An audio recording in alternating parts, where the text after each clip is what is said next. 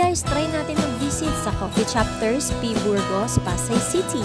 Maganda ang ambience dito guys, parang Starbucks lang, malamig, may wifi.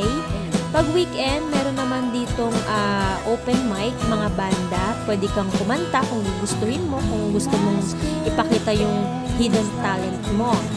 Tapos, ayan, tingnan nyo yung ambience, yung paligid niya. Napakaganda. Meron din tayo dito makikita mga apparel. Nagtitinda rin sila ng mga apparel.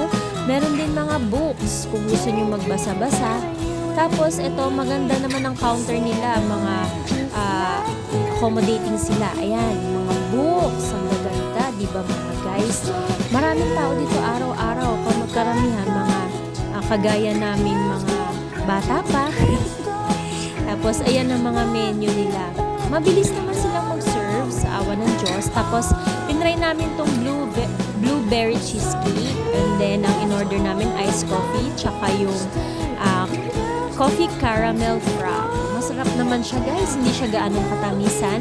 Masarap din yung blueberry cheesecake. Yun nga lang medyo 140 per slice siya ang presyo niya. So guys, try nyo pumunta dito sa Coffee Chapter. Malapit lang ito sa Pasay General Hospital sa may P. Burgos, Pasay City. Tara na! Arat na!